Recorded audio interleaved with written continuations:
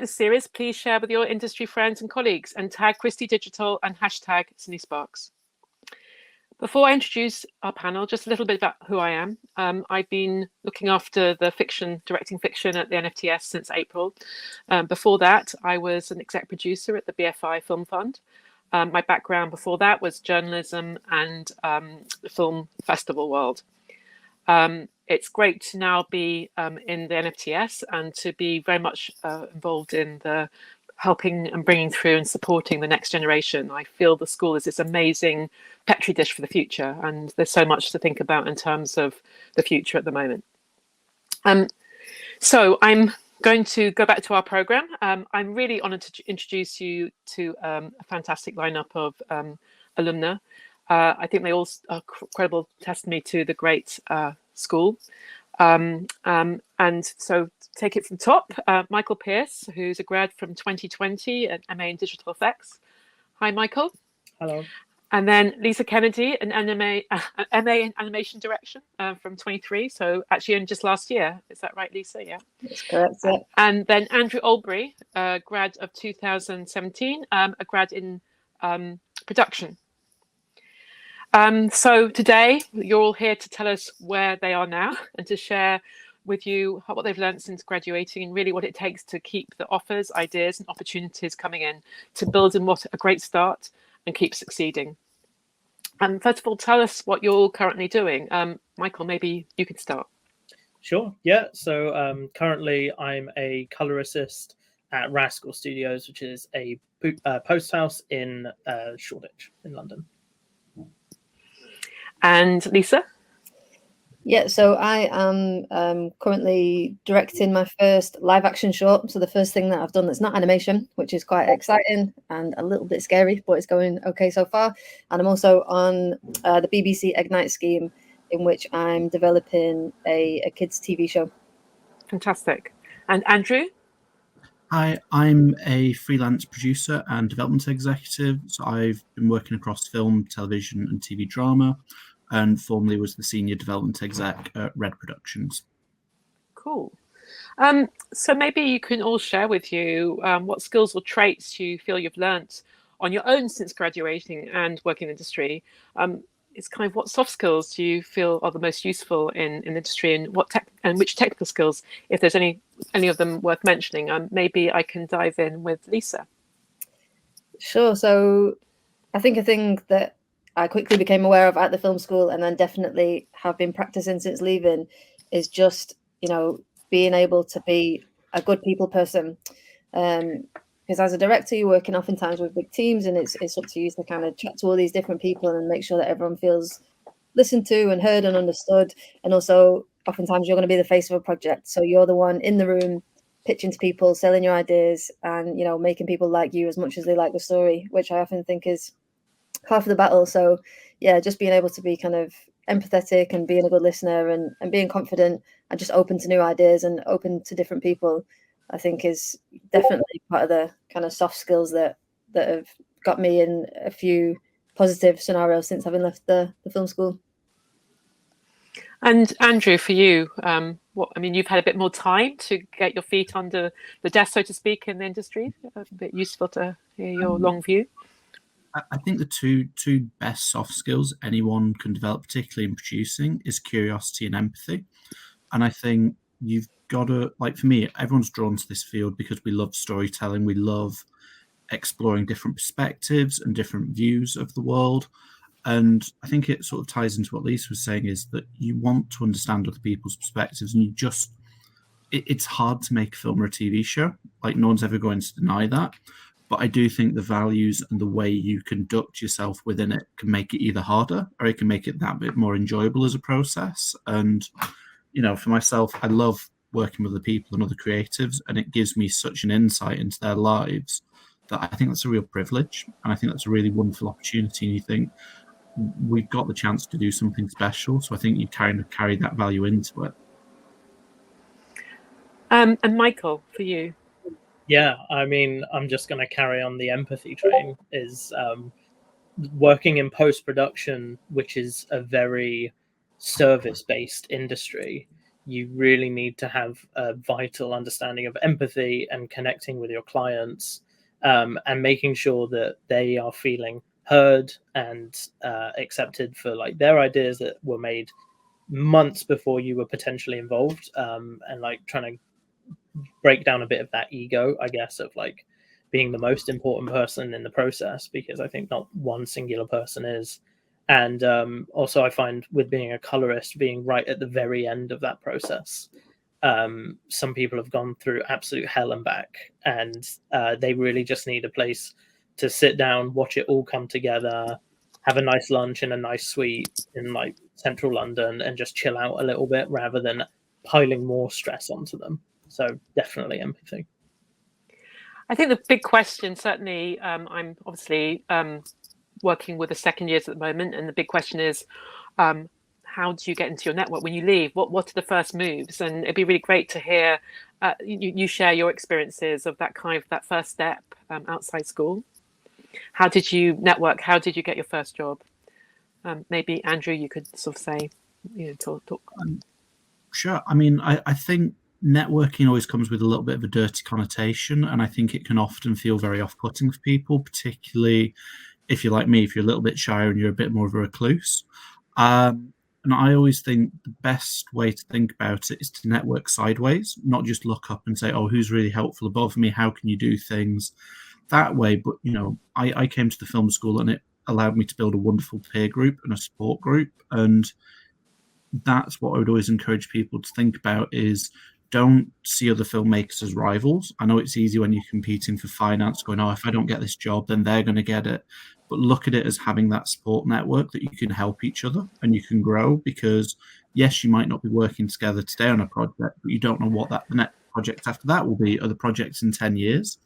And so I think that's always something really important to think about. And I think for myself, it was just that thing of constantly going out there, knocking on different doors, looking what opportunities were there. And, I was really fortunate that I'd built a relationship with one of the script editors at Mammoth Screen whilst I was at the school, and had script read for them. And, they turned around and said, what, there's this job coming up I've heard about, let's put you forwards for it. And I think so many of the roles still annoyingly do come from word of mouth. And I think there are people changing that. But I would encourage you to sort of try and just build that network and see it as a group and a community. And Michael, maybe you can share your observations. Yeah, absolutely. So I totally agree with Andrew. It's about bunny hopping around your network and seeing what other points of contact you can build. Again, not just upwards, but laterally as well. And I think one of the best things that you can do is just put yourself in front of people, make yourself visible and make yourself heard. I got my first job out of the NFTS at Company 3, which is one of the world's largest post houses. And going in, I knew that I wanted to work for Company 3 and be a color assist there one day. And so I was put in touch with the director of operations at the time by one of my tutors at the NFTS. Unfortunately, the director of operations, Claire, was going through some stuff at that time. And so actually, she never ended up getting back to me. But through other means, I landed a sort of running job within a company called Encore, which shared a building with them. And one day I just showed up to her office and I was like, please give me a job here. That's all I want to do. And she got me running. And from running, I worked in dailies. And from dailies, I worked in color assist. So I managed to make that happen. But definitely just like being the best person you can be, putting yourself in front of people and working out which way you can go next. And Lisa, you've most recently graduated and you're on the BBC Ignite. Could you talk about were you kind of already strategizing or thinking about things before you left and applying for awards and thinking about your first, you're obviously doing your first live action short. Were you already kind of working on that? Yeah, so with regards to the BBC Ignite scheme, when I finished my grad film, Mum Spaghetti, whilst I was still at the film school, my writer and I kind of had this idea that there may be more stories to tell within this world that we'd built and created. And so, this kind of idea of a series and a longer form of these characters in this world was starting to percolate, definitely.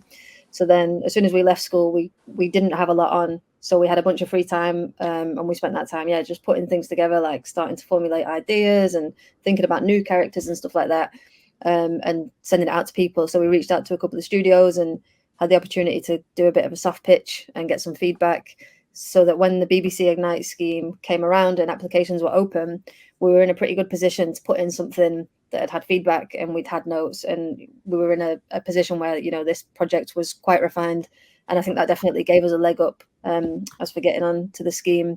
And then for the live action that I'm working on, it's a project called Bridge to Industry. And I think Andrew has done a few of these as well. And that is a scheme that the NFTS runs in collaboration with the BBC. And they put out an open call to graduates from the past maybe 4, 5 or 6 years. And anyone could submit an idea. The film has to be in live action. Otherwise, the film has to be in live action. Otherwise, I probably would have pitched an animation. But because it was live action, we thought, okay, we've got an idea that could be cool. Let's throw our hat in the ring and see what happens. And then, they were really open to taking me as an animation director to do this project. And I know in previous years, they've had documentary directors. And I know that one year an editor submitted and ended up directing a film. So it's a really great opportunity that the school presents you with after leaving. So I feel very grateful and lucky in that regard to have gotten both projects so quickly after graduating. I think you mentioned a key thing is about you and your writer, and I'm going to reel back a bit, because obviously the film school prepares you, but one of the things that I observe is it's like developing relationships, and that's a kind of a crucial thing. Maybe you could all talk a bit about sort of different aspects of how the school prepares you, maybe the obvious ones in terms of the training, but also the kind of soft ones about collaboration, finding your kind of your collaborators. I mean, Lisa, you've talked a bit about working with a writer, but that was obviously a writer that you developed your grad film with. I mean, perhaps you could elaborate a bit more on that before we go to Andrew and Michael. Yeah, sure. So I was incredibly lucky with my team that I worked with on my graduation project, and we all became really friendly and we had a great time working together. So on graduating, I kind of had this set of people that were amazingly skilled in their different areas of what they do that I could call upon when projects arose. One of which is my cinematographer, Toby Lloyd, who I'm still working with now, and he's doing the live action with me, and we've since done another stop motion project. And as much as I learned at the film school in a practical sense by doing the coursework and our different workshops and talks and things like that, I've learned and improved my skill set so much just from hanging around with my different collaborators, because they've all got different ideas and different skill sets, and you spend so much time working together and just kind of bouncing ideas off of each other and learning from each other. And I think for me, at least, being able to collaborate in that way with so many talented people has really allowed me to grow and level up in a way that I just would not have been able to do had I not been through the NFTS. And maybe Andrew, you could add to that in terms of how the NFTS prepared you. Was it as much your collaborators as the skills you learned? Absolutely. I think the two go hand in hand. And for myself, I think anyone trying to get into producing, it's quite a scary role to try and learn, because so many of the soft skills and the technical skills aren't really available at all anywhere else. And it's quite a scary thing to sit down and go, how am I going to raise the money? How am I going to make this project and bring it to fruition if you don't have that? So for myself, I went to the NFTS with a very clear goal of going, I want to learn the business side of filmmaking. And what I think the beautiful thing about the film school is, it's a safe space to fail. And I know that sounds a little bit daft as a concept, but if you try a film that doesn't work in the industry, there's a very big repercussion, not just for the finances of that project, but moving forwards. And one of the things the school really encouraged myself to do, and I think a lot of the students, is to step outside your comfort zone and go try making a film in a different genre, try working with people who maybe you don't have a shared taste with. And they have a lot of exercises designed to sort of get you to work on different ideas, different concepts, and to work with all the students, not just to sit down and go, okay, I've met the director I'm really good friends with, I'll just work with my friends for the rest of the 2 years. And I honestly feel I learned the most from the projects that probably weren't closely aligned to my own taste, because you see into other people's working styles, and for producers, you're working across animation, live action, documentary, video games, if you're interested in that. And there's lots of different skills you can take away from that and say, actually, for example, one of the biggest things I learned in animation was thinking from the DOPs about how lighting works and about how camera works. And the same way with post-production, like that to me was a dark art before I went to the film school. And I was just like, there's all these geniuses over there, they'll do post-production and the film will just look different, you know, by the time you get to it. And actually just sitting in the mix and sitting in the grade and going, how do they actually think about this process? How do they approach it? And what are the different takeaways that I can take as a producer to make their life easier and support the whole creative vision and the team? And Michael, does that all sound familiar to you as well in terms of? Yeah, absolutely. I mean, I couldn't agree more about like having that safe space to fail in. I made countless errors at the NFTS, and I think that's like so helpful to be able to take out into the real world. And just I do really think you only learn from failure, but also getting the opportunity for 2 years to act as a colorist is, like, for me, was so beneficial. All I got to do was come in every day, sit in the grade suite, collaborate with directors, DOPs, editors, writers, everyone who was interested in making something visual. And I don't think there are a lot of other film schools out there that will give you that opportunity to really specialize and focus on something so specific for 2 solid years. And then meeting all the people that I met along the way, especially just hanging out at the NFTS bar in an evening, like it's probably the best bar in any film school in the world. And just meeting tons of people who come up to you and be like, oh, hey, you're a colorist, right? Well, I'm studying, you know, producing or editing, but actually I'm writing a film as well, and I'd like you to get involved, and just picking up people along the way. Yeah. And it seems that the crucial thing also of the school is about demystifying, because the industry can be, from the outside, seem a very mystical process. And then I kind of feel the school gives you the kind of equipment to kind of make it, you know, manifest it, make it a kind of very concrete, and help you prepare for those steps. You know, as I say, into the industry. I sort of see it like you're not students, but as, you know, filmmakers, practitioners about to become, you know, you're kind of finding your form, but it's very much to me about demystifying. Would you say that for you, as the experience of the school was kind of, yeah, making it just, you know, the practical building blocks as well as the soft skills? Yeah, 100%. Yeah. Again, you go from the safe space of the school, as you say. I think it's really important to think about it as a place that you can experiment and push and actually fail in a space that's kind of going to, you know, catch you. But when you kind of are out into the new world of job seeking and working, what did you feel was the biggest challenge that you all kind of had to navigate, other than obviously just finding work? But what was sort of the challenges on your kind of learning curve? Maybe Lisa, you could talk to that. Yeah, and just thinking about your question, I think the film school, like, you know, Andrew and Michael have said, is incredibly freeing, and you've got all this time to kind of play around and get things wrong and you know, fail as quickly as you can in order to improve. And then you get thrown out into the world, and suddenly there's a new kind of pressure because there's money on the line, and it's not your money, it's somebody else's. And you know, for me, I'm constantly thinking about how I present, and am I being professional enough, and am I, you know, kind of ticking the right boxes in order to be earning my place in the room, as it were. But the more I learn, and something that I practiced a lot at film school was just, you know, to be candid about the things that I don't know. And oftentimes nobody is trying to trip you up. Nobody wants to see you fail.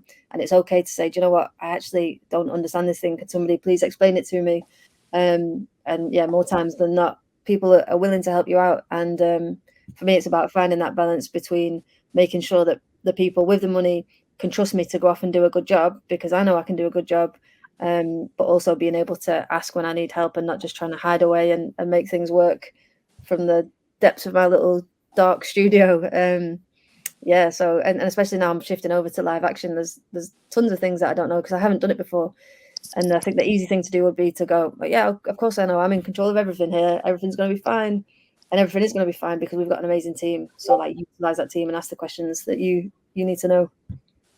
And Michael, you came out of school, film school, and you started out as a runner. So were your building blocks did it feel like all quite gradual and helpful in that way, or were you finding something that there were these big challenges you were having to sort of navigate right from the get-go? Yeah, I mean, one thing I will absolutely say is that there is a definite bubble pop when you graduate from the NFTS, and the industry is so much larger than you realize. And you do build up a certain confidence while you're there.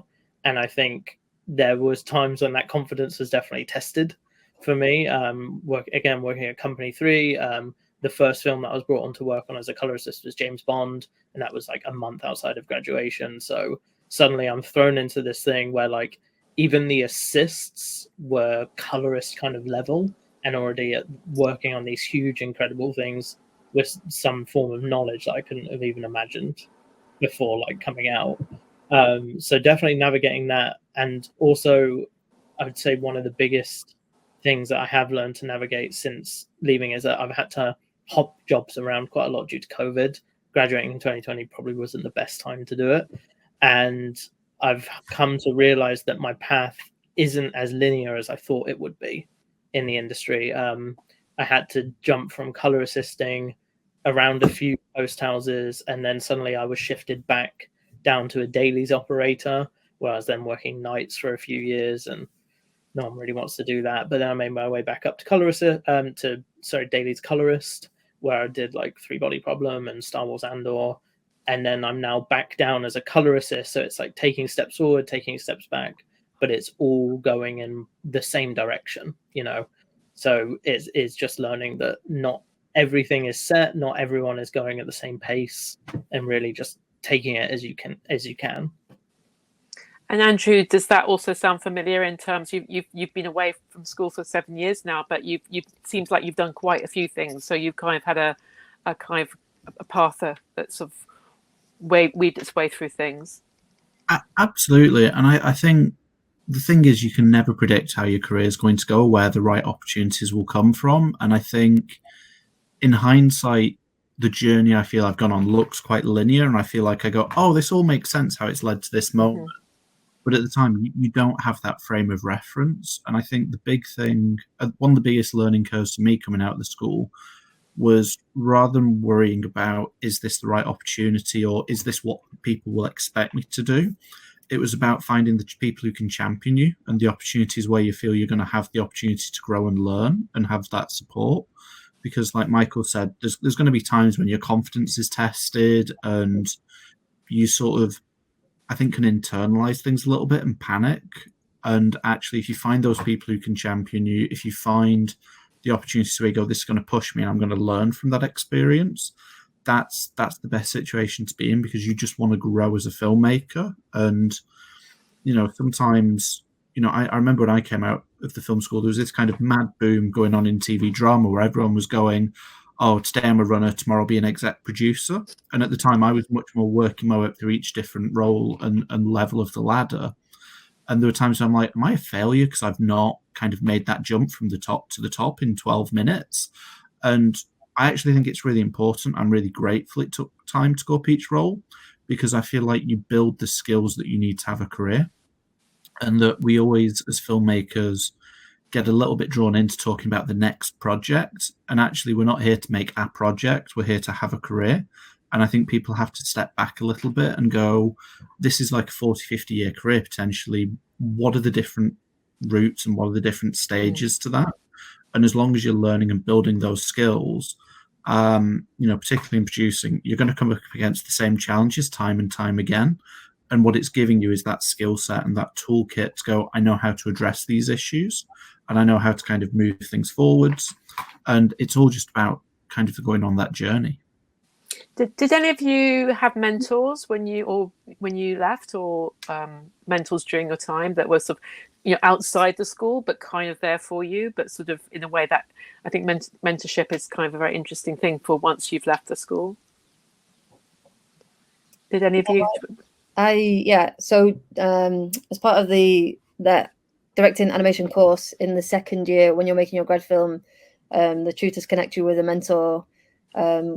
of your choice within reason. So you can say, I want to work with this person or that person, and they'll try the best to connect you with that person. So I was connected with a director and animator from Aardman, and that was amazing. He would have weekly Zooms with me, and I would send him my shots that I'd been animating, and he would give tips on how to improve, which is just incredible. And I improved massively across the year as an animator. And then on leaving, I got connected via an award that I'd got with a mentor in the UK who is a big animation producer. And that for me has been really, really invaluable, because we learn, about storytelling, we learn about directing, we learn about animation at the school, but like, as Andrew mentions, kind of the business side of things, and from a producer's perspective, was something that I had no idea about. So there's been times this year when I've asked her, should I sign this contract, or am I signing my life away, or what do I say to this person in this scenario? And she's been a really good guide in just kind of helping me navigate this really otherwise big and scary part of the industry that I otherwise would have shied away from. So yeah, it's been incredible being able to work with her. And after our official mentorship ended, she'll still text me now and see how I'm getting on, and she always wants updates on my work. So it feels as much a friendship at this point as it does like a collaborative thing. Andrew, did you have a mentor at all? I didn't whilst I was at the school, but I was fortunate to get one as I was coming out of the school. It was sort of Luke Fresel, who at the time was within BBC Studios and several years ahead of me career-wise. And I think what was brilliant about it for me is Luke had a very different lived experience to myself, and he had a very different sort of personality and perspective. But it was absolutely what I needed, because he was able to look at how I was kind of where I was at in my career, and he's a very, very perceptive man, and he'll literally turn around and say, here's what you're kind of not telling me and not saying or scared to push yourself forwards to, and would then just give me the shove, whether I was ready or not, and go, you'll learn, keep going with it, and would always be that voice of reason and encouragement. And so for me, I think that was always really, really useful. And Michael? I would say in terms of mentors, I've lent very heavily on the colorists that I've worked with since graduating. For every post house I've been in, I'll always seek out the colorists to kind of just present my work to and receive like honest and valid criticisms on it, because I do very wholeheartedly believe that as an artist, the only way to improve is to actually like find someone who you could perceive as like being better than you or further along in their career, and just get them to pick apart your work in like the nicest way possible. So currently I'm working with two fantastic colorists, Tim Smith and James Bamford, who are always very willing to look at any grades that I've done, take off everything and go, this is great, here's what I would have done in this situation. So definitely just picking up on that kind of stuff. I think that kind of connective tissue is something to me that's kind of really crucial. It's, again, whether it's, you growing up out of the school with your peers and keeping those connections, or, you've talked about, finding ways along the ladder where you're kind of keeping connected with people just slightly ahead of you, but also that can be helpful for opening doors, but also can actually be helpful for you just pushing your muscles as a practitioner. Does that sound, familiar to you all? Yeah, for me at least, I think it's important to just never stop learning. Like, your education doesn't stop when you leave the film school. There's always people to learn from, no matter where you're at in your career. And I hope that for the rest of my career, until I'm old and retired and still trying to make films from the nursing home, that I'm still learning, and learning from younger people as well. I think it's integral to our practice. And Andrew? Yeah, I mean, absolutely would echo what Lisa's just said. And it's that thing of, creativity isn't bound by a hierarchy. And I think you've just got to be open to listening to everyone's input and finding the best story and going, you can learn from anyone. The runner might be the person who has the perfect solution. And I think that's just what keeps it really exciting. The fact that the industry does keep changing and evolving means that it's hopefully becoming more inclusive each year, and just giving those opportunities to kind of tell stories that previously weren't possible. And Michael? Yeah, definitely. I think some of the best advice I ever got was from a colorist called Matt Wallach, who graded James Bond and has since done Saltburn and Don't Look Up. And he once said to me that he considers a day that he hasn't learned anything a wasted day. And so taking that and being open to listening to just about anyone for advice, echoing what Andrew said, the runners, the juniors, people who are just coming up still have very important things to say and could very well pick up on something you might be doing wrong. I suppose I speak for myself in the sense one of the joys of being at the film schools, I'm learning from the next generation, and I think that's, to me, what I said. Lots of my colleagues, we love the fact that we're kind of, again, part of that kind of sort of connectivity, and I find teaching, I totally hear that line. If you haven't learned something every day, then what's the point? So to me, that's, again, I feel film schools is I feel like I'm at film school too. Sometimes it's like it's excitement about forging the future, and sort of seeing the next generation sort of figure it out. I suppose the tutors are there to kind of just catch you. Maybe I hope that's something you recognize. I just wondered what you could, talking to the audience today, and a lot of them will be at that point before, are kind of working their way into the industry and thinking about it. What would your tips be? Have you got a couple of tips that you would give them? There's obviously going to be a whole range of people with all different disciplines in the audience, but I was wondering, maybe Andrew, you could start with like a couple of tips. I think perseverance is a massive thing, and I think it can, I know the industry's had a couple of speed bumps over the past few years it's had to go over, and it can feel really tough to remember.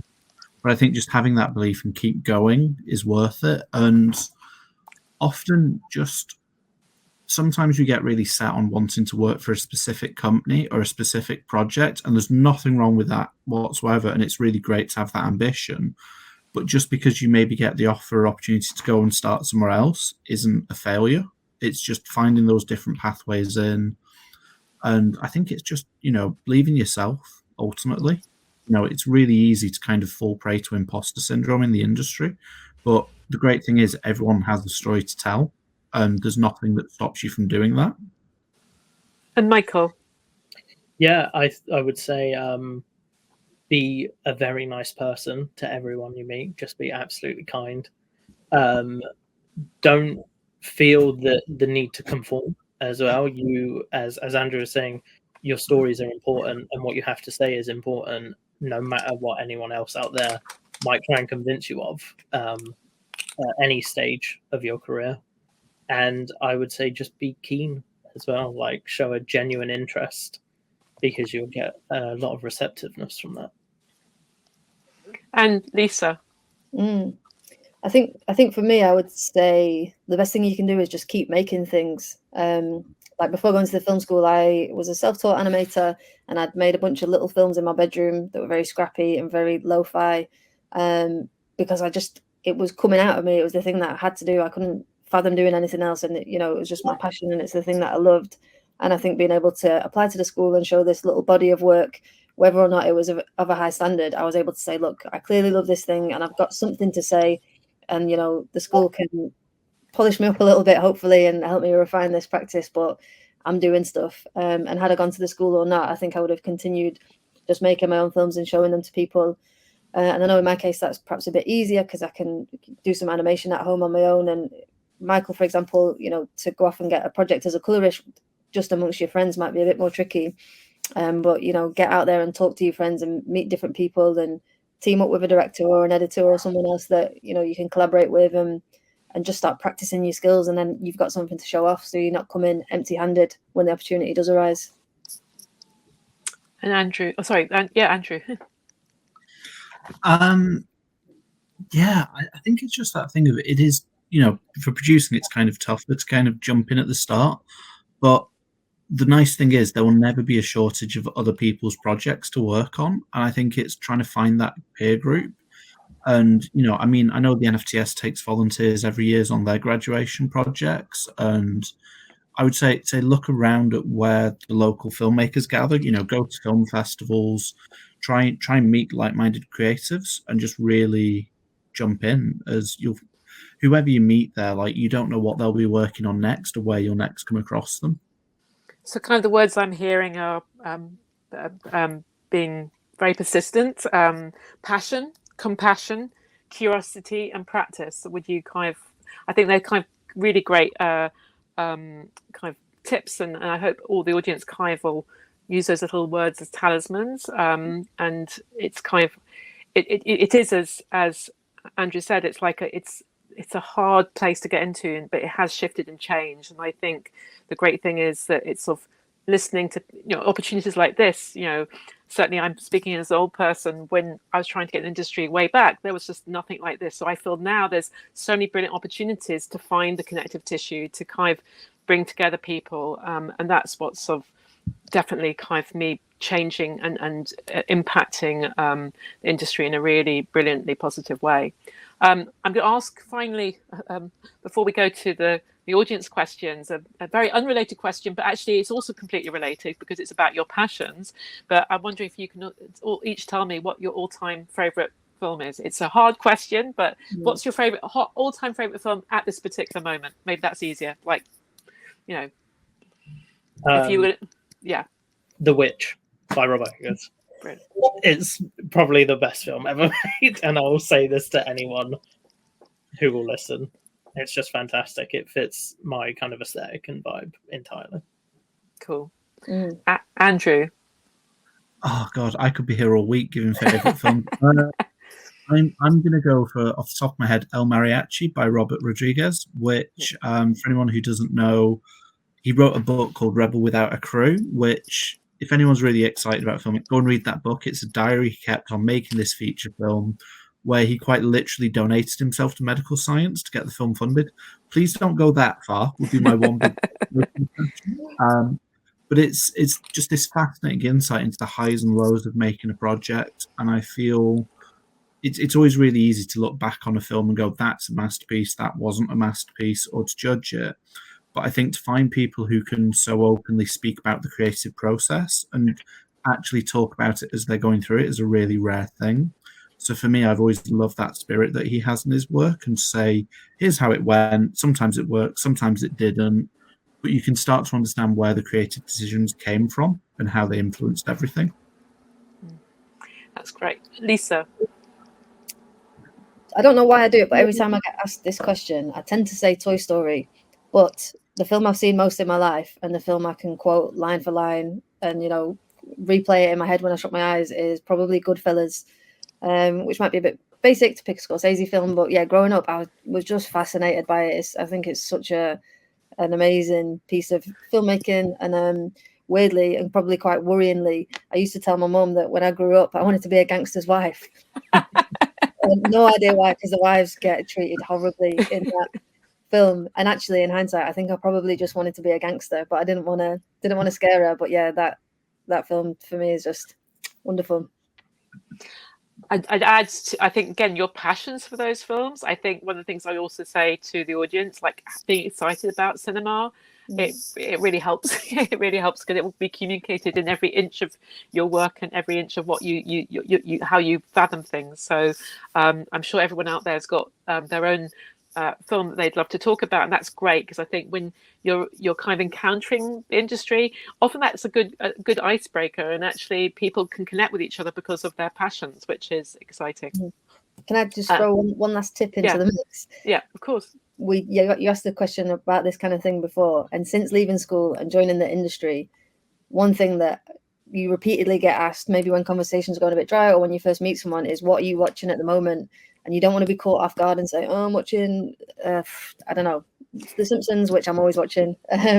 But like, make sure that you're watching current things so that you can be part of the conversation, and be current and be inspired by the latest films and TV shows that are out there, and also older works and works from different places. But yeah, you just always want to have an answer to that question, because it's quite a conversation killer, I've found, if you don't.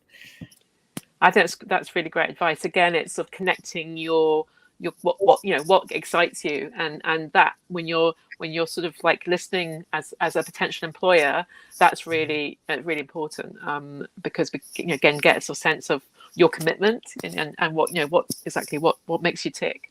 I think we've got some time for questions, and I'm sure there's lots of questions, and they're going to be forwarded to me.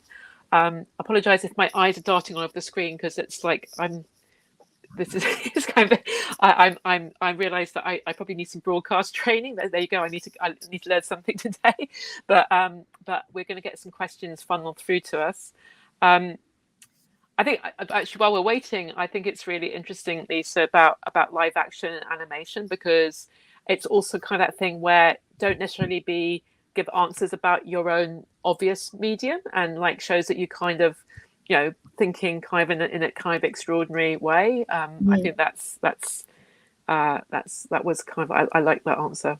Yeah, I like to think about it in terms of what is my Venn diagram, and I always say, like, on this end I've got like Train Spotting, and on this end I've got Sesame Street, and my work kind of falls somewhere in the middle there. So when I'm talking to younger people, I say, right, what is your Venn diagram? What are the two things that you like only you could know about the most, and mashed together, and that's where your kind of taste lies. Yeah. And can you remember, Michael, when you first saw The Witch, how you felt? Had you read anything about it before? I think I caught it like a couple years after it was released. I think it was like 2015 it came out. But it's just like, it's exactly the kind of thing that I want to create anyway. And so every time I work with a director now, I'm like, hey, if you happen to direct a film that's like in the same pipeline as The Witch, can you give me a call first? I don't want anyone else to touch this thing. But yeah, it just perfectly encapsulated like a new genre of horror, I think, for me. I've always been like a big horror fan.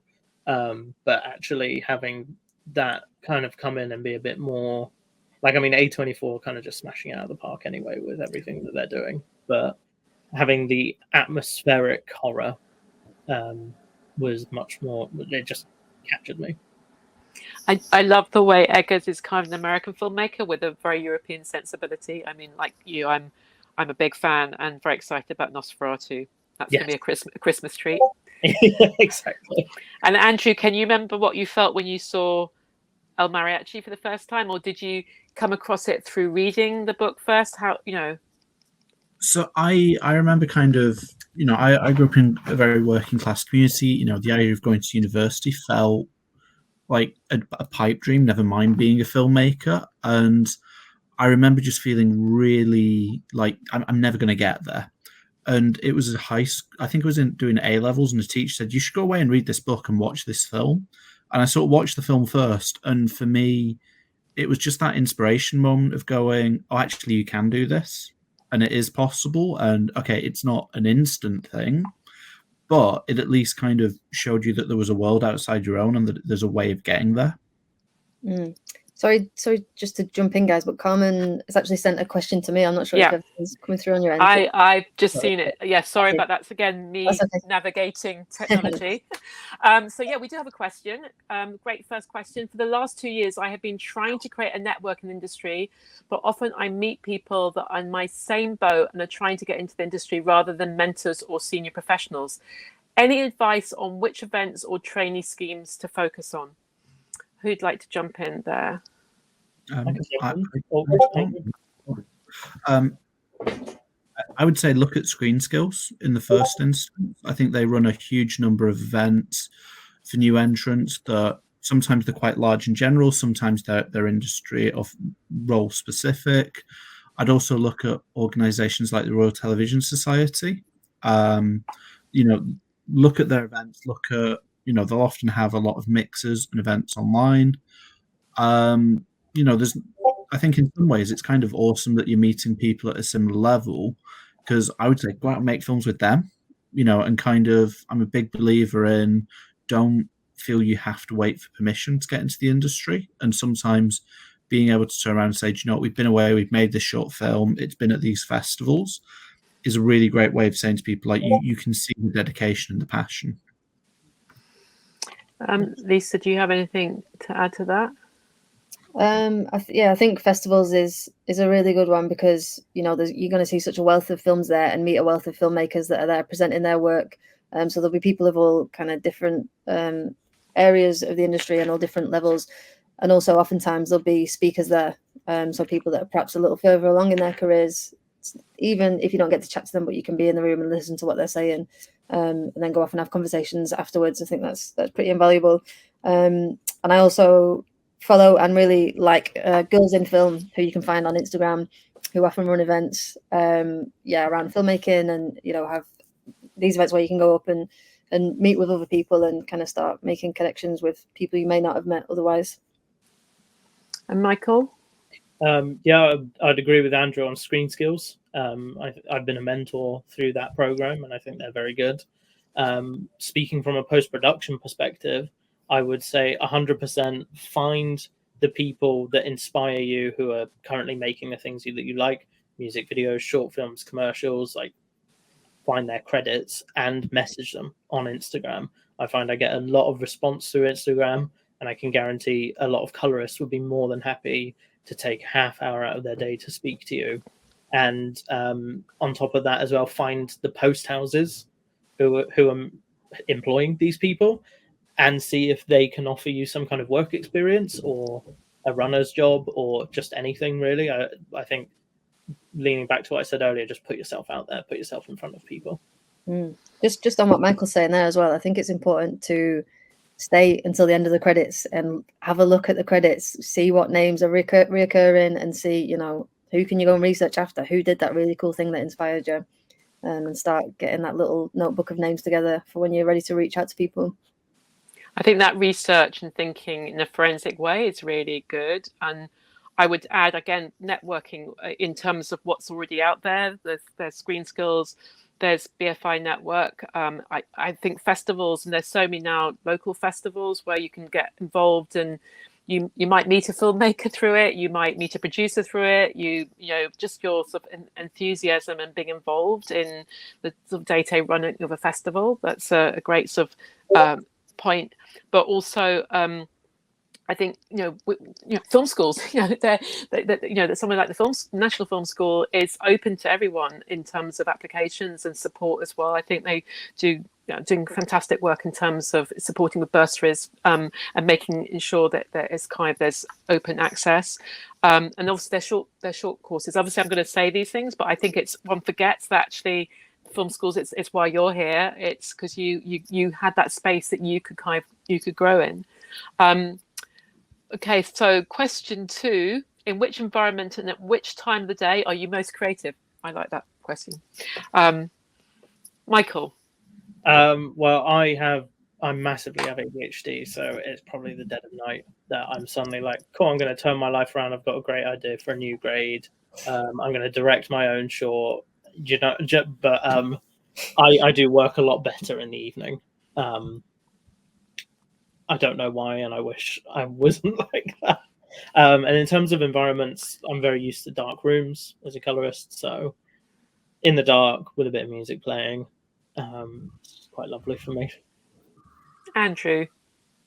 I'm a little bit of the opposite. I tend to be a bit of an early bird. I just really love being able to get through things like at 6, 7 a.m. in the morning. I think as a producer, it's because you're always getting emails flying in. And I know if I'm the annoying person emailing somebody at 6 a.m., they're not going to respond for several hours. It's great. It goes down. Lisa. Yeah, like Andrew, I'm a morning person. And I've actually got a rule that I don't make any big decisions after 6 p.m. And I tell my team this because at that point my head is just switched off and you're not going to be getting the best of me. But I also make an effort to ask my teams, like, are you a morning or a night person? So that I know if they absolutely hate mornings, I'll hold off on that email, or I'll go and see them maybe in the afternoon when they've woken up a little bit and things like that. But yeah, for me, definitely the morning is when I operate best. And environment? It's interesting for me as a stop motion animator, like Michael. I spend a lot of time in the dark, just noodling away with these little puppets and no human interaction for long stretches of time, maybe a podcast or some music. But then on the other side of that, as a director, I love to get out and chat to people and get my little bit of vitamin D in the day as well, if I can. So a bit of a mix for me, really. And we have question 3. Some of you mentioned how you did different roles after graduation and consistently learning is important. Do you think it's best to be a jack of all trades so you can get more job opportunities, i.e. as a colorist learning sound, animation, editing? Or if you want to get into certain areas of the film industry, is it better to hyper focus on that and learn the skills associated with this, at least to begin with? That's a great question. Maybe Lisa, you'd like to answer that first. Yeah, it's a really good question. Like I mentioned before, prior to going to the film school, I was making films on my own, so I just by necessity learned a little bit of the various things involved. So I kind of know my way around Premiere Pro to put an edit together, and I know where to find some rubbish free sound effects online if I need some, for a film. But equally, because I know that I'm not very tech savvy or not very tech minded, I never really dived too much into learning like 2D animation or 3D or anything too computer heavy. And I knew that stop motion was where my passions lie. And that's where my skills were. So I really kind of honed in on that.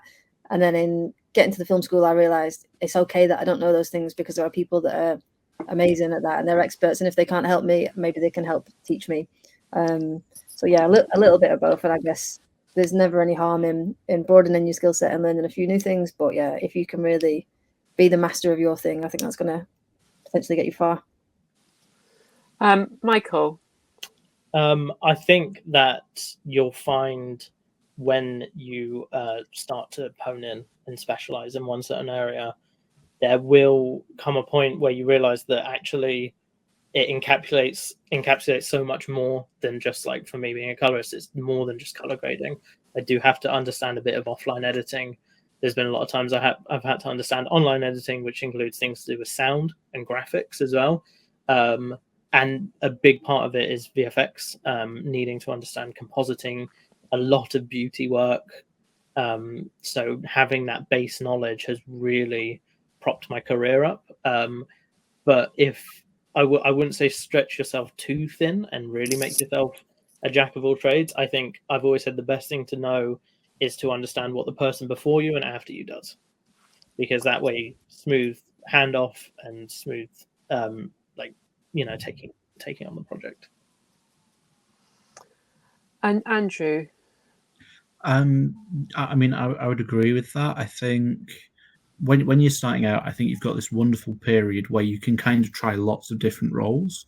And if you've never tried it, I don't think there's any harm, because I think it gives you that exposure, and you might come into the industry going, I really want to direct. And actually through trying those different roles, you go, do you know what? I really love sound, or I really love, edit or grade. That's fantastic to have that opportunity to explore them. But like both Lisa and Michael have said, even when you go up the ladder and you say, okay, this is the role for me, this is what I'm desperate to do, you still should have kind of an awareness of everyone else's role. For example, as producer, I can probably sit there and go, I'm probably the least technically capable of any of the crew, but I still want to understand their role. And the reality is I will never be anywhere near as good a grader and colorist as Michael is. But at least if you understand some of the basics, you know how to communicate on that and say, the same with animation and directing with Lisa, you can't really have a conversation if you don't understand their workflow and their process. And there's nothing more frustrating than sitting down and saying to somebody, just do this but differently. Like that's not a useful note to be giving. Whereas if you said, actually, maybe this technique isn't quite giving the emotional beats, it gives somebody something to latch onto, and you can build that vocabulary and move the project forwards. And equally, it helps to know what you're asking of somebody else. Like the amount of people that come to me and say, I've got this animation, 10 seconds, it'll be dead quick. And then you get down to what they're asking for. And actually that's 6, 7, 8 weeks of work. So just having a basic understanding of the breadth of the thing you're asking for is useful. And I think understand, even if you're not diversifying yourself, but understanding everyone's roles and being empathetic to everyone's roles is really important and useful. Again, I think there's so many kind of wonderful interviews on podcasts, and you can hear different people talk about what they do, cinematography, editing. So it's kind of, getting that as a kind of basic grammar. And then within that also, you can find out what really, really turns you on in terms of what you feel like your skill might be, the best to hone. But certainly kind of keeping in mind, I always think that, obviously when I sort of dealt with a lot of people wanting to become directors, but actually we drill down, actually, actually what really turns them on is sound, and that's it's kind of exciting. There's so many aspects of film, and that you can come into, and again through, hair and makeup, that's a really exciting area. Costume, all these other aspects that kind of help create the ultimate vision. We've got a couple more questions, but I think one really good question to sort of wrap up with on this, and then we'll answer questions afterwards. But what do the panel think of the future of movies, TV, or content? That's a big question, but obviously kind of helpful to steer people, forward. I'm going to ask Michael first. What do I think about the future? I think obviously, in talking again in terms of post-production, I think a lot of people are scared of the big buzzword that is AI. I think that whilst it has opened up many avenues for people, there is that fear of it overtaking people, and some button pushing exec will go, well, I don't need to pay a crew when I can just generate it in 10 minutes and be done with it. I think I'm hoping that people will kind of band together and realize that actually this is a very person-centric industry, and you can't replace the people aspect of it. I think we can utilize these new tools in better ways to tell better stories, but I definitely think there's gonna be some changes coming up. Mm-hmm. And Andrew and Lisa, both in your different disciplines, you must be very aware of the AI question and how you're fathoming it. I technically have a postgrad qualification in AI, so I'm probably setting myself up here for many questions. I agree with Michael. I think the brilliance of AI isn't replacing the storyteller, and it isn't replacing the crew and losing that human aspect of the artistry. I think what hopefully we can use it for is to find new ways of connecting with audiences. And, we've seen it with digital cameras and that sort of process where in many ways it's democratizing content production. Sorry, I hate calling it content, but I think if you look back 50 years, it was incredibly difficult to get into the industry because of the amount of money you needed and resources and infrastructure. And the reality is probably everybody has a camera on their phone nowadays, so there's nothing to stop you going away and making a brilliant piece of work with that. And what I would hope is that we can start using the technological shift to go, do you know what? You don't need to be in 3,000 cinema screens for every project. Actually, maybe this audience lives on social media, and that's the perfect way to connect with them. Maybe they're on TV, maybe they're on YouTube. It's giving you different ways of telling stories. And I think it should be fundamentally making it easier for artists rather than getting rid of them. No, that's a really positive way of thinking about it. And Lisa, I'm going to leave you with a final comment on AI. But yeah, it's an interesting thing. I think it's easy to look forward and be a bit scared and a bit daunted. But at the end of the day, we're in the business of storytelling. And if there's tools out there that can help you tell those stories, then why not utilize them? But on the other side of that, for me at least, I'm from the world of stop motion, and there is always a conversation and a danger that, computers are going to take over that, and they can make stuff that looks just as good as some of the more popular stop motion films, and therefore why would we pay to have all these people making something by hand? But for me, you can really feel the human in that, or you can feel the computer in it, and to lose that human touch is a very sad thing, to the point where oftentimes now with some of the more big blockbusters that are coming out at the moment, and like the Marvel things and the Marvel films, and things like that, I kind of watch them and see the plasticity of it all. And actually, I'd rather go and watch like an old Indiana Jones where they were doing practical effects and explosions. And for me, there's more joy in watching films like that. And I hope at some point, whatever happens down the line, there's space for both of those things to coexist. Thank you all for your incredible energy and what you brought to this session, and for the work you're doing, and for your positivity in a kind of an interesting time.